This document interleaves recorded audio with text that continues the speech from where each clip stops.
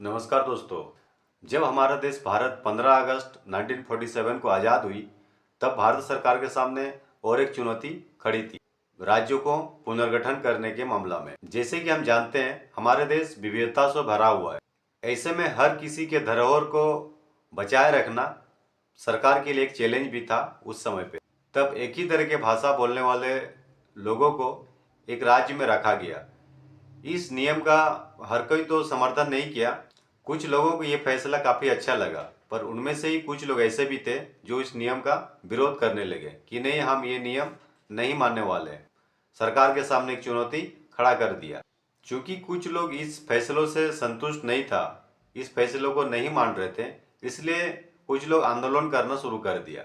और कुछ इसी तरह से शुरू होती है झारखंड राज्य अलग होने का आंदोलन। उस वक्त भी कुछ लोग इस आंदोलन को जारी रखा और भाषा के आधार पर नहीं, बल्कि भौगोलिक स्थिति के आधार पर राज्य को अलग करने की मांग करने लगी। दोस्तों, अगर ठीक से देखें तो अभी जो बिहार राज्य है उसमें ज़्यादातर समतल भूमि है, पर झारखंड में अगर देखें तो इसमें पहाड़, पर्वत, पठार, जंगल, ये मैक्सिमम जगह पे ये देखने को मिलती है। मतलब दोनों की अगर भौगोलिक स्थिति देखें तो काफ़ी कुछ अलग है। जहाँ बिहार में ज़्यादातर चीज़ें खेती पर डिपेंड रहती है, वहीं झारखंड में उद्योग, खनिज संपदा जैसे बहुत सारे चीज़ उपलब्ध है। उस समय बिहार के ही एक प्रांत के लोग भारतीय आर्य भाषा से उपजी भाषा बोलते थे, जिसका रहन सहन संस्कृति भी अलग था। वही कुछ प्रांत के लोगों का भाषा, वहीं एक तरफ पहाड़ों जंगलों से भरा हुआ, खनिजों से भरा हुआ प्रांत था, जहाँ का रहन सहन संस्कृति भी अलग। बिहार और झारखंड का क्षेत्रफल लगभग लगभग बराबर होने के बाद भी बिहार की पॉपुलेशन झारखंड की तुलना में 3 गुना ज़्यादा है। बिहार की पॉपुलेशन लगभग 13 करोड़ थी, जिसमें से 1.68% आदिवासी लोग हैं। वही झारखंड की अगर बात करें, जिसमें जनसंख्या 4 करोड़ है और आदिवासियों का परसेंटेज अगर देखें तो 26%।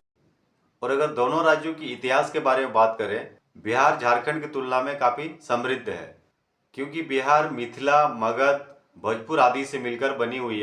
वहीं झारखंड मगध और कलिंग के बीच का भाग था, जिसमें ज़्यादातर आदिवासी जनजातियां रहते थे।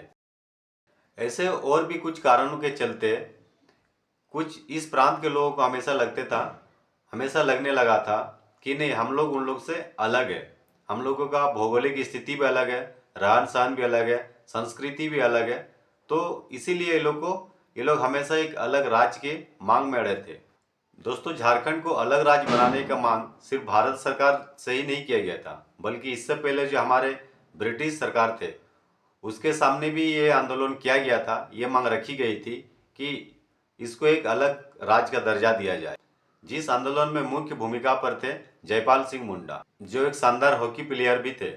इन्होंने ही पहली बार ब्रिटिश सरकार के सामने साल 1920 में झारखंड को अलग राज्य रखने की आधिकारिक मांग रखी थी। ये मांग दोस्तों ऐसे हवा हवा में नहीं रख दिया गया था। ब्रिटिश सरकार के द्वारा लागू किया गया था कुछ नियम जो इनको अच्छा नहीं लगा, जो इनको सही नहीं लगा। स्थायी बंदोबस्त, सेल एंड रेंट लॉ, जो 1793 को ब्रिटिश सरकार के द्वारा बनाया गया था, जिसके बाद अंग्रेज सरकार द्वारा भारतीय वन अधिनियम लाया गया, जिसमें जंगल से कुछ चीज़ों को इकट्ठा करना मना था। और झारखंड के ज़्यादातर लोगों की आमदनी जंगल पर ही निर्भर करती थी, इसलिए ये आंदोलन और तेज हो गई। तो जब साल 1920 को जयपाल सिंह मुंडा इस प्रस्ताव को लेके साइमन कमीशन के पास पेश किया, तब साइमन कमीशन ने इसे तुरंत ही खारिज कर दिया और उन्होंने इस प्रस्ताव को मानने से मना कर दिया। जिसके बाद जयपाल सिंह मुंडा ने साल 1938 को आदिवासी महासभा की स्थापना की, जिसका अध्यक्ष भी वो खुद ही रहे। इसी सिलसिले में उस समय के दिग्गज क्रांतिकारी डॉक्टर सुभाष चंद्र बोस से भी मिलने के लिए गए जयपाल सिंह मुंडा, और उनसे भी इसके बारे में बातचीत किए। पर डॉक्टर सुभाष चंद्र बोस ने उस समय इस आंदोलन को नहीं करने का सलाह दिया। इसलिए मना कर दिए क्योंकि डॉक्टर बोस का कहना था कि इससे आज़ादी के लिए चल रही लड़ाई पर काफ़ी गहरा असर पड़ सकता है, इसलिए आंदोलन अभी नहीं किया जाए तो बेहतर होगा। इसके बाद दोस्तों, भारत को आज़ादी मिलने के बाद जयपाल सिंह मुंडा ने आदिवासी महासभा का नाम बदलकर झारखंड पार्टी रख दी और बिहार के राजनीति में कूद गया।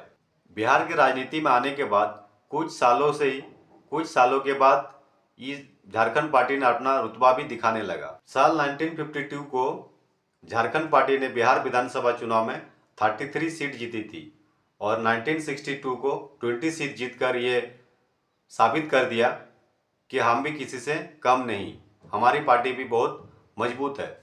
इसके बाद दोस्तों, 1962 में जयपाल सिंह मुंडा ने फिर से राज्य पुनर्गठन समिति के सामने ये प्रस्ताव रखा कि हमारे राज्य को अलग किया जाए, पर दोस्तों 1962 में फिर से एक बार खारिज कर दिया गया। उसके बाद दोस्तों, जयपाल सिंह मुंडा ने झारखंड पार्टी का विलय कांग्रेस पार्टी में कर लिया। उस समय मानो राजनीति में भूचाल सा आ गई, क्योंकि उन्होंने कांग्रेस पार्टी में विलय करने से पहले किसी से कोई सलाह मशूरा, किसी से कोई बातचीत भी नहीं की, अपने मन से ही कांग्रेस पार्टी में अपना पार्टी को विलय कर दिया। तब एक पार्टी बनी जिसका नाम था झारखंड मुक्ति मोर्चा। झारखंड मुक्ति मोर्चा पार्टी के जो संस्थापक थे विनोद बिहारी महतो, जो कम्युनिस्ट पार्टी के बहुत ही शानदार और प्रभावशाली लीडर थे। फिर दोस्तों, इसमें धीरे धीरे शिबू सोरेन भी जुड़ने लगे झारखंड मुक्ति मोर्चा पार्टी। फिर सरकार ने पंचवर्षीय योजना के तहत झारखंड में बड़ी बड़ी इंडस्ट्री भी लगाने लगी और डेवलपमेंट का काम करना भी शुरू की। पर दोस्तों, झारखंड में रोजगार मिलने के बाद भी झारखंड के मूल लोगों को रोजगार नहीं मिल पा रहा था, क्योंकि उस काम के लिए जो मिनिमम क्राइटेरिया होना चाहिए था वो भी झारखंड के लोगों के पास बहुत कम ही था, जिससे धीरे धीरे झारखंड में बाहरी लोगों का आगमन शुरू हो गया। तब दोस्तों, बहुत से छोटे छोटे पार्टी मिलकर झारखंड को अलग राज्य बनाने के लिए बहुत बड़ी एक आंदोलन शुरू कर दिया, जिस आंदोलन से उस समय के केंद्र सरकार एकदम से हिल गए। दोस्तों, इस आंदोलन को मॉनिटर करने के लिए केंद्र सरकार ने भी एक समिति बनाई जो ये देख सके कि इस आंदोलन में क्या होने जा रहा है।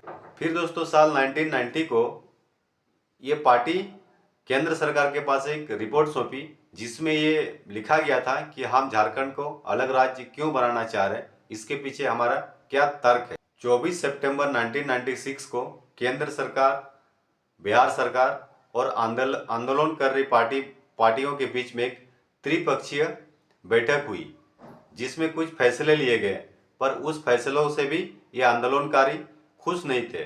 झारखंड को अलग करने के लिए पूरी तरह से अड़े हुए थे कि हमें झारखंड एक अलग राज्य के रूप में हम देखना चाहते हैं। इस तरह से दोस्तों, समय बीतते बीतते साल 1999 को केंद्र में बीजेपी का गवर्नमेंट थी और झारखंड में भी बीजेपी का बहुमत था। तब दोस्तों, आखिरकार कई साल बीतने के बाद आखिरकार झारखंडियों के लिए, झारखंड के लिए एक खुशखबरी आई। फाइनली